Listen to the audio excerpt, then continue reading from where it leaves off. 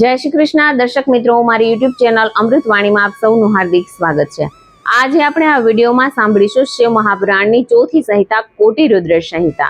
આજે આપણે આ વિડીયોમાં કોટિ રુદ્ર સંહિતાનો ભાગ 2 સાંભળીશું। શિવ મહાપુરાણની કથા એ ભગવાન શિવ તરફની યાત્રાનો પ્રારંભ છે। ભગવાન શિવના દર્શનની કથા છે। મન અને શરીરના રોગોને દૂર કરી શાશ્વત શાંતિનો અનુભવ કરાવનાર છે। શિવ કથા સાંભળતા પહેલા બુદ્ધિ અને અહમને પોતાનાથી અળગા રાખીને સાંભળવાથી જ તેમાં સમાયેલા તથ્યો સમજી શકાય છે। ભગવાન શિવના ચરિત્રની કથા એટલે શ્રી શિવ મહાપુરાણની કથા। કોટિ રુદ્ર સંહિતામાં શિવજીના જુદા જુદા જ્યોતિર્લિંગોની કથા છે।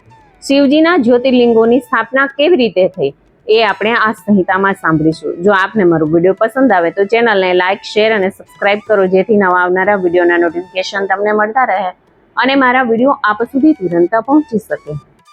ત્રંબકેશ્વર જ્યોતિર્લિંગ। સુતજી કહેવા લાગ્યા કે હે બ્રાહ્મણો, હવે હું તમને સૌને ત્રંબકેશ્વર જ્યોતિર્લિંગનો મહિમા કહી સંભળાવું છું, તે તમે ભક્તિ ભાવે સાંભળો।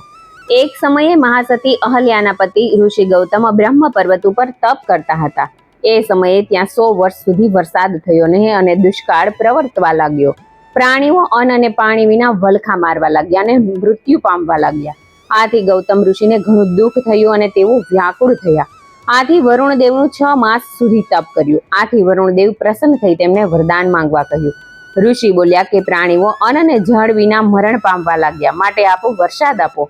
વરુણ દેવ કહેવા લાગ્યા કે હે ઋષિ, દેવોની યાજ્ઞા સિવાય હું વરસાદ ન આપી શકું, પરંતુ તમે ધરતીમાં એક ખાડો કરો। ગૌતમે ધરતી ઉપર એક ઊંડો ખાડો ખોદ્યો। વરુણ દેવે એ ખાડો પાણીથી છલોછલ ભરી દીધો અને કહેવા લાગ્યા કે હે ઋષિ, તમારા પ્રતાપે જળથી છલોછલ ખાડો કદાપી ખાલી નહીં થાય। આમ વરુણ દેવની કૃપાથી જળ પ્રાપ્ત કરી ગૌતમ ઋષિએ પ્રાણીઓ માટે ચારો અને પક્ષીઓ માટે ચણ ધાન્યની વાવણી કરી તેનાથી સૌનું પોષણ થવા લાગ્યું। આથી ઘણા ઋષિઓને અને જીવો ત્યાંથી સ્થાયી થયા અને ધરતી પાછી હરિયાળી થઈ। એક સમયે ગૌતમ ઋષિના શિષ્યોએ જળકુંડમાં પાણી લેવા માટે ગયા। તે સમયે અન્ય ઋષિઓની પત્નીઓએ પેલા શિષ્યોને પાણી લેતા અટકાવ્યા અને કહેવા લાગી, પહેલા અમે જળ લઈશું, ત્યારબાદ તમારે જળ લેવાનું। ત્યારે શિષ્યોએ અહલ્યાજીને બોલાવી લાવ્યા અને અહલ્યાજીએ શિષ્યોને પહેલા જળ લેવાની ગોઠવણ કરી આપી। આથી ઋષિ પત્નીઓ ક્રોધે ભરાઈને પોતાના પતિઓને વાતને વધારીને કહી। એટલે મુનિઓએ ગૌતમ ઋષિ સામે બદલો લેવા માટે ગણપતિની પૂજા કરી। ત્યારે ગણપતિ પ્રગટ થઈ મુનિઓને વરદાન માંગવા કહ્યું, અમે ગૌતમને અપમાનિત કરી કાઢી મૂકી એવી અમને શક્તિ આપો। મુનિઓની માંગણી સાંભળી ગણપતિ કહેવા લાગ્યા કે હે મુનિગણો, આવા ઋષિ દ્વેષ રાખવો યોગ્ય નથી। ઋષિએ તમારા સૌને સુખ શાંતિ માટે જપ તપ કરીને જળની વ્યવસ્થા કરી, સૌને સુખી કર્યા એ યાદ કરો। પરંતુ પેલાઓએ હઠ કરી ત્યારે ગણપતિ કહેવા લાગ્યા, જુએ હજુ પણ માની જાઓ તો સારું, નહીતર તમારી હઠથી પરિણામ સારું નથી આવવાનું। થોડા સમય પછી ગૌતમ ઋષિ જ્યાં અનાજ વાવતા હતા ત્યાં એક સાવ મરી જવાના આરે હોય એવી દુબળી ગાયનું રૂપ લઈને આવ્યા। ગાય ઋષિના માર્ગમાં રસ્તો રોકીને ઊભી હતી, એટલે ગૌતમ ઋષિએ ગાયને માર્ગમાંથી આઘી કરવા એક પાતળી સોટી લઈ તેને મારી। સોટી વાગતા જ ગાય મૃત્યુ પામી। ત્યારે પેલા દુષ્ટ ઋષિ મુનિઓએ ગૌતમ ઋષિ ઉપર ગૌ હત્યાનું પાપ ચડાવી તેનું અપમાન કર્યું અને આશ્રમમાંથી ચાલી જવા કહ્યું। આથી ઋષિ અને અહલ્યાજી દુઃખી થઈ આશ્રમ છોડીને ચાલ્યા ગયા અને એક વનમાં જઈ ગૌતમ ઋષિએ ગૌ હત્યાના પાપમાંથી મુક્ત થવા માટે તપ કર્યું। ગંગા સ્નાન કરી ઘણા બધા પાર્થિવ લિંગ બનાવી શિવજીની પૂજા પ્રાર્થના કરી। ત્યારે શિવજી પ્રસન્ન થયા અને કહેવા લાગ્યા, હે ગૌતમ ઋષિ, તમે સ્ફટિકની જેવા શુદ્ધ આત્મા છો, તમે કોઈ પાપ કર્યું નથી, માગો, વરદાન માંગો। ત્યારે ઋષિએ શિવજી પાસે ગંગાની માંગણી કરી। ત્યારે શિવજીએ પ્રસન્ન થઈ ગૌતમ ઋષિની માંગણીનો સ્વીકાર કરી ગંગાજળ ઋષિને આપ્યું। ત્યારે ગૌતમ ઋષિએ પોતાને લાગેલા ગૌહત્યાના પાપમાંથી મુક્ત કરવા ગંગાને કહ્યું। એટલે ગંગાજી વિચારવા લાગ્યા કે ઋષિને ગૌહત્યાના પાપમાંથી મુક્ત કરી પવિત્ર થઈએ હું પાછી સ્વર્ગલોકમાં ચાલી જઈશ। પરંતુ ભગવાન શિવે ગંગાને યાજ્ઞા કરી કે જ્યાં સુધી આ કલયુગ છે ત્યાં સુધી તમારે આ ધરતી ઉપર રહેવાનું છે। ત્યારે ગંગાજીએ શિવજીને કહ્યું કે પ્રભુ, તો આપે પણ અહીંયા પાર્વતી સહિત નિવાસ કરવો પડશે। શિવજીએ ગંગાજીની વાત સ્વીકારી અને ત્યાં સ્થિર થયા। એ સમયે ગંગાએ પૂછ્યું કે પ્રભુ, સંસારના પ્રાણીઓને મારી મહત્તાની જાણ કેવી રીતે થશે? એ જ સમયે ઋષિ બોલ્યા કે જે સમયે બૃહસ્પતિ સિંહ રાશિમાં પ્રવેશ કરશે અને ત્યાં સ્થિર રહેશે એટલો સમય અમે સૌ તમારા જળમાં સ્નાન સંધ્યા કરીશું અને ભગવાન ભોળાનાથના દર્શન કરીશું, એટલે અમારા સર્વે પાપો તાપોનો નાશ થશે।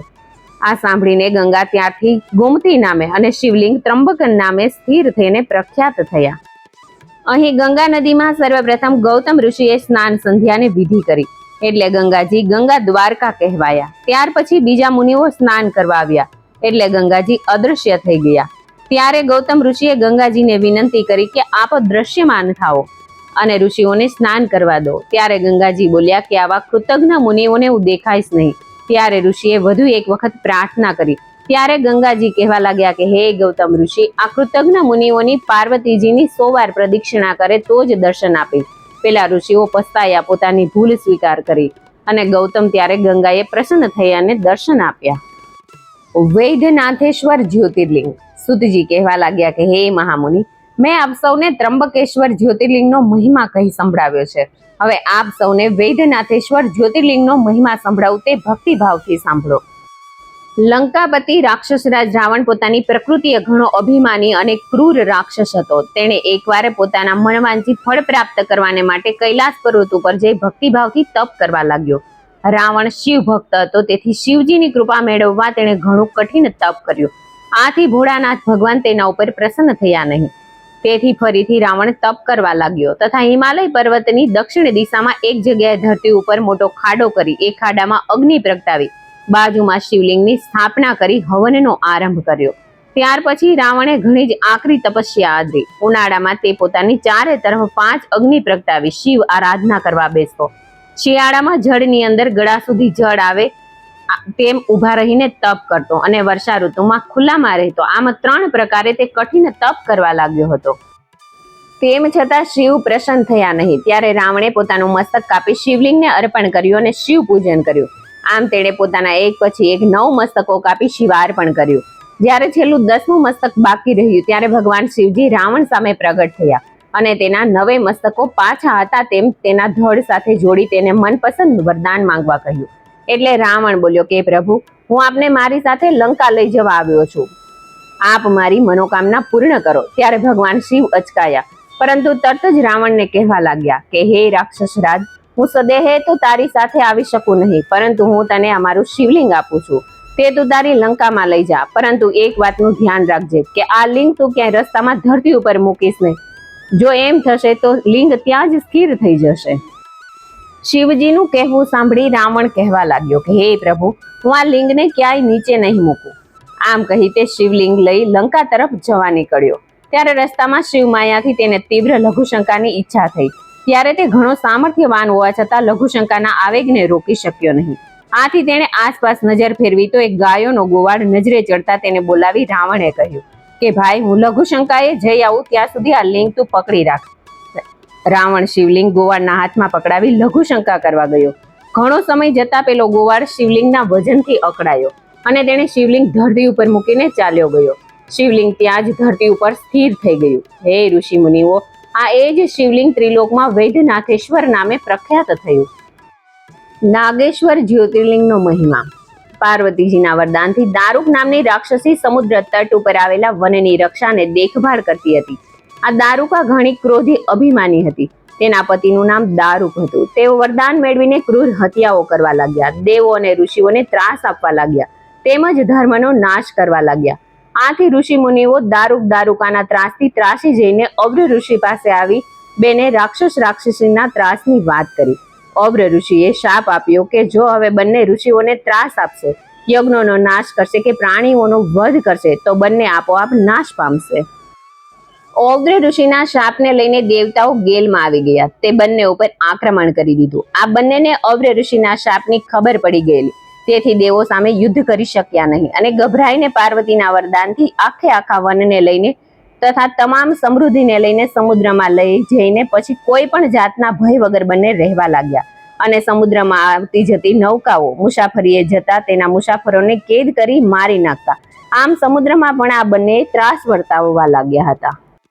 કેટલાક સમય પછી દારૂકા પોતાના રાક્ષસો સાથે સમુદ્રમાં ફરી રહ્યો હતો. ત્યારે તેણે ઘણી નૌકાઓ આવતી જોઈ. તેથી સાથી રાક્ષસો સાથે બધી નૌકાઓ અટકાવી તેમાં મુસાફરી કરતા તમામ મુસાફરોને બંદીવાન બની સમુદ્રમાં લઈ જતા. એ મુસાફરોમાં એક શિવ ભક્ત સુપ્રિય નામનો વણિક પણ હતો. તેને એવો નિયમ હતો કે જ્યાં સુધી શિવજીનું પૂજન પ્રાર્થના કરે નહીં ત્યાં સુધી ભોજન ગ્રહણ કરવું નહીં. એટલે તેણે શિવ પૂજન કરવા માંડ્યો. સાથે તેણે અન્ય કેદીઓને પણ શિવલિંગનું મહાત્મય સમજાવ્યું અને શિવજીનું પૂજન કરવા કહ્યું. આથી અન્ય કેદીઓ પણ શિવજીનું પૂજન કરવા લાગ્યા. એ વાતની દારૂક દૈત્યને ખબર પડવાથી ધુઆ પુઆ થતો ત્યાં આવ્યો અને સુપ્રિય તથા અન્ય કેદીઓને શિવ પૂજન બંધ કરો, નહીતર હું તમને સૌને મારી નાખીશ. આથી સુપ્રિય વણિકે ભગવાન શિવજીને પ્રાર્થના કરી કે દારૂકના ભયથી ત્રાસ થયો છે, આપનું પૂજન કરવા દેતો નથી, આથી આપ દારૂકનો નાશ કરો. સુપ્રિયની પ્રાર્થના સાંભળી શિવનું ત્યાં જ ધરતીમાંથી મંદિર સહિત પ્રગટ થયા અને સુપ્રિય વણિકને પાશુપત શસ્ત્ર આપ્યું. સુપ્રિય વણિકે આ દિવ્ય શિવજીએ આપેલા પાશુપત શસ્ત્રથી દૈત્યોનો નાશ કર્યો. ત્યાર પછી શિવજીએ દેહ ધારણ કરી સુપ્રિય વણિકને વરદાન આપ્યું કે અહીં બ્રાહ્મણ, વૈશ્ય, ક્ષત્રિય અને શૂદ્ર તમે સૌ તમારો ધર્મ પાળો અને શિવ ધર્મનો પ્રચાર કરો તથા આ જગ્યા અતિ પાવન બનશે તથા આ જગ્યામાં રાક્ષસો પણ નહીં આવી શકે. આ બાજુ દારૂકા રાક્ષસણીએ દેવી પાર્વતીજીનું સ્મરણ કરી પોતાના વંશની રક્ષા કરવા વિનંતી કરી. દારૂકાના વિનંતીથી પાર્વતીજીએ શિવજીને કહ્યું કે નાથ, આપે આપેલું વચન આ યુગમાં અંતે સત્ય થશે, ત્યાં સુધી તામસી સૃષ્ટિ અખંડ રહો. મારું આ વચન સિદ્ધ કરો, કારણ કે દારૂકા મારી જે શક્તિ છે, એટલે રાક્ષસીઓ દ્વારા જે પુત્ર ઉત્પન્ન થાય તે ભલે આ વનમાં નિવાસ કરે, આટલું મારું વચન સિદ્ધ કરો. શિવજીએ પાર્વતીની ઈચ્છા પૂર્ણ કરતા કહ્યું કે ઠીક, તમારી ઈચ્છા પૂર્ણ થાવો અને હું પણ અહીંયા જ નિવાસ કરીશ. કળિયુગના અંતમાં મહાસેનનો પુત્ર મારો પરમ ભક્ત થશે. ત્યાર પછી શિવ પાર્વતી જ્યોતિર્લિંગ રૂપે નાગેશ્વર અને નાગેશ્વરી રૂપે પ્રસિદ્ધ થયા હતા. રામેશ્વર જ્યોતિર્લિંગનો મહિમા. પૃથ્વીનો ભાર હળવો કરવા, ઋષિ મુનિઓ દેવોને રાક્ષસોના ત્રાસમાંથી મુક્ત કરવા, રાક્ષસ રાજ રાવણનો અને અન્ય રાક્ષસો સાથે વિનાશ કરવા અયોધ્યામાં દશરથ મહારાજને ત્યાં કૌશલ્યજીના પુત્ર તરીકે ભગવાન રામ અવતર્યા. પિતાના વચનને ખાતર શ્રીરામ વનમાં આવ્યા ત્યારે પંચવટીમાં નિવાસ કર્યો. તે સમયે રાક્ષસ રાજ રાવણ તેમની પત્ની સીતાનું હરણ કરી લંકા ઉપાડી ગયો. ત્યારે રામ, લક્ષ્મણ સીતાની શોધ કરવા નીકળ્યા. કિષ્કિંધા નગર આવ્યા. સુગ્રીવ સાથે હનુમાનજીના કહેવાથી મિત્રતા કરી વાલીના ત્રાસમાંથી સુગ્રીવનું રક્ષણ કર્યું. ત્યાર પછી હનુમાનજી તથા સુગ્રીવની સહાયતાથી સીતાની શોધ કરી હનુમાનજીએ સમાચાર આપ્યા. રામે લંકા ઉપર ચડાઈ કરી સમુદ્ર તટે શિવજીનું પાર્થિવ લિંગ બનાવી 3 દિવસ સુધી શિવ પૂજન કર્યું. પછી સમુદ્રમાં સેતુ બાંધી લંકાના રાવણને હરાવી તેનો નાશ કર્યો. સીતાજીને પરત લાવ્યા. આમ શ્રી રામ દ્વારા સમુદ્ર તટે શિવજીનું પાર્થિવ લિંગનું સ્થાપન પૂજન કર્યું અને શિવજીને વિનંતી કરી કે આપ અહીંયા લિંગ રૂપે સ્થિર થાઓ. શ્રી રામની પ્રાર્થનાથી શિવ પ્રસન્ન થયા અને લિંગ રૂપે ત્યાં સ્થિર થયા. આ શિવલિંગ ત્યાર પછી રામેશ્વર નામથી જગતમાં પ્રખ્યાત થયું. ત્યારથી ભગવાન શિવજીના લિંગની પૂજા, પ્રાર્થના તથા ભોગ ધરાવનારના તમામ મનોરથો પરિપૂર્ણ થાય છે. અંતે મોક્ષ ગતિને પ્રાપ્ત કરે છે. શ્રી રામેશ્વર જ્યોતિર્લિંગની યાત્રા યાત્રિકોને ફળદાયી થાય છે. ધુષ્મેશ્વર જ્યોતિર્લિંગ. સુધર્મા અને સુદેહા નામના બ્રાહ્મણ પતિ પત્ની શિવજીના પરમ ભક્ત હતા. તેઓ પોતાના આશ્રમમાં રહી બ્રાહ્મણ વેદ ધર્મનું પાલન કરતા અને ત્યાં જ આશ્રમમાં પોતાના શિષ્યોને વેદ ધર્મ અને અન્ય શાસ્ત્રો પુરાણોનું અધ્યયન કરાવતા હતા. આ બ્રાહ્મણ દંપતીને પુત્ર પ્રાપ્ત નહીં થવાથી સુદેહા ઘણી દુઃખી રહેતી. તેનો પતિ તેને સમજાવી આશ્વાસન આપતો, પરંતુ સુદેહાને સંતોષ થતો નહીં. આથી તેણે એકવાર સુધર્માને કહ્યું, જો મને પુત્રની પ્રાપ્તિ નહીં થાય તો હું મારો દેહ છોડી દઈશ. ત્યારે સુધર્માએ શિવજીનું સ્મરણ કરી 2 પુષ્પ ધરતી ઉપર મૂક્યા અને સુદેહાને 1 પુષ્પ ઉપાડવા કહ્યું. સુદેહાએ પુષ્પ ઉપાડ્યું ત્યારે સુધર્મા બ્રાહ્મણ કહેવા લાગ્યો કે સુદેહા, પ્રભુ નિર્મિત જે થવાનું હશે તે થશે, પરંતુ આપણા ભાગ્યમાં પુત્ર પ્રાપ્તિ નથી. તેથી હવે તું અને હું શિવ ભક્તિ કરીએ. સુદેહાને પતિના વચનોથી સંતોષ થયો નહીં. તેને તો સુધર્મા થકી કોઈ પણ સંજોગોમાં પુત્ર જોઈતો હતો. આથી કંઈક વિચાર કરી તે પોતાની નાની બહેન ધુષ્માને લઈ આવી અને સુધર્મા સાથે તેનો વિવાહ કરી દીધો. આ ધુષ્મા પણ શિવ ભક્ત હતી, એટલે તે રોજ શિવજીના 100 પાર્થિવ લિંગ બનાવી તેનું પૂજન અર્ચન કરી પછી જળમાં પધરાવી આવતી. આ ક્રિયા ભક્તિમાં તે એક પણ દિવસ ખાલી જવા દેતી નહીં. આથી ભગવાન ભોળાનાથ પ્રસન્ન થયા અને એમની કૃપા દ્રષ્ટિથી ધુષ્માને પુત્ર રત્ન પ્રાપ્ત થયું. પુત્ર મોટો થતા ધુષ્માએ તેનો વિવાહ કર્યો. પુત્ર વધુ ઘરમાં આવી. આથી સુદેહા ઈર્ષ્યાની આગમાં સળગવા લાગી, કેમ કે હવે ધુષ્માના માન પહેલા કરતા અધિક થયા હતા. આમ ઈર્ષ્યાને લઈને સુદેહા અઘટિત કાર્ય કરવા તત્પર થઈ. એટલે એક રાત્રિના સૌ નિંદ્રાધીન હતા. ત્યારે સુદેહા હાથમાં તલવાર લઈ ધુષ્માનો પુત્ર જ્યાં સૂતો હતો ત્યાં જઈ તેના તલવાર વડે ટુકડા ટુકડા કરી નાખ્યા અને તે ટુકડા એકઠા કરી ધુષ્મા જે સરોવરમાં શિવલિંગ પધરાવતી હતી તે સરોવરમાં નાખી આવી ચૂપચાપ ઘરમાં સૂઈ ગઈ હતી. સવારે ધુષ્માની પુત્ર વધુએ ઉઠીને જોયું તો પોતાના પતિને પલંગ ઉપર જોયો નહીં અને એની પથારી લોહીથી લથબથ જોઈને કલ્પાંત કરવા લાગી. ધુષ્મા ત્યાં આવીને જોયું તો તે શાંત ચિત્તે પુત્ર વધુને કહેવા લાગી કે બેટા તું કલ્પાંત ન કર, જે કાંઈ બનવાનું છે તે પ્રભુ કૃપાથી જ બનવાનું છે. આમ પુત્ર વધુને સાંત્વનમાં આપ્યું. રોજના નિયમ મુજબ ધુષ્માએ પાર્થિવ લિંગો બનાવી તેની પૂજન પ્રાર્થના કરી સરોવરમાં પધરાવા ગઈ. સરોવરમાં લિંગ પધરાવી પાછી ફરી તો પોતાના પુત્રને સરોવરના કિનારે ઉભેલો જોયો. ધુષ્માએ શિવજીનો ઉપકાર માન્યો ને સ્તુતિ કરી પુત્રને ભેટી પડી. ત્યારે પુત્ર કહેવા લાગ્યો કે હે માતા, મારું મૃત્યુ તો થઈ જ ગયેલું, પરંતુ તમારી શિવ ભક્તિ અને તમારા પુણ્યના પ્રતાપે જ હું જીવતો થયો છું. ત્યાં જ ભોળા શિવ શંભુ પ્રગટ થયા અને ધુષ્માને કહેવા લાગ્યા, ઈર્ષાયુક્ત તારી મોટી બહેને જ તારા પુત્રના મોતને ઘાટ ઉતારી આજ સરોવરમાં નાખી દીધો હતો. આ દુષ્કર્મને લઈને હું હવે એનો વધ કરીશ. ત્યારે ધુષ્માએ શિવજીને વિનંતી કરી કે બહેનને માફ કરી દો. આપ મારી પ્રાર્થના પૂજનથી પ્રસન્ન થયા છો, આથી આપ અહીંયા જ રહો. શિવજીએ ધુષ્માની પ્રાર્થનાનો સ્વીકાર કર્યો અને ધુષ્મેશ્વર નામે પ્રખ્યાત થયા હતા. હરીશ્વર શિવલિંગ. પુરાણ કાળે રાક્ષસો અત્યંત બળવાન થઈ ગયા હતા. ત્યારે દેવોને ઘણો ત્રાસ આપવા લાગ્યા, ધર્મ ધ્વંસ કરવા લાગ્યા. ત્યારે સર્વે દેવો ભગવાન વિષ્ણુ પાસે જઈ રાક્ષસોનો ત્રાસ ઘણો વધી ગયો છે, અમારું જીવવું દુષ્કર થઈ ગયું છે. હે ભગવાન વિષ્ણુ, આપ કોઈ ઉપાય કરી રાક્ષસોનો નાશ કરો. ત્યારે દેવોની વાત જાણી વિષ્ણુ ભગવાન શિવજી પાસે જઈ એમની પૂજન ભક્તિ કરી તપ કરવાથી તમારા સંકટો દૂર થઈ જશે. આમ કહી પોતે પણ દેવતાઓ સાથે કૈલાસ પર્વત ઉપર આવ્યા અને માન સરોવરમાંથી કમળો લાવી શિવજીને અર્પણ કરીને પૂજન કરવા લાગ્યા. એક મંત્ર બોલે ને એક કમળ ફૂલ શિવજીને અર્પણ કરે. ત્યારે શિવજીએ વિષ્ણુની પરીક્ષા કરી. એક કમળ ખૂટ્યું. વિષ્ણુએ શોધ્યું પરંતુ કમળ જડ્યું નહીં. આથી પોતાનું નેત્ર કમળ આંખ ચડાવવા જ્યાં વિષ્ણુ પોતે પોતાનું નેત્ર કાઢવા જાય છે ત્યાં જ ભગવાન શિવ પ્રગટ થયા અને બોલ્યા કે હે વિષ્ણુ, તારા ઉપર પ્રસન્ન થયો છું, વરદાન માંગો.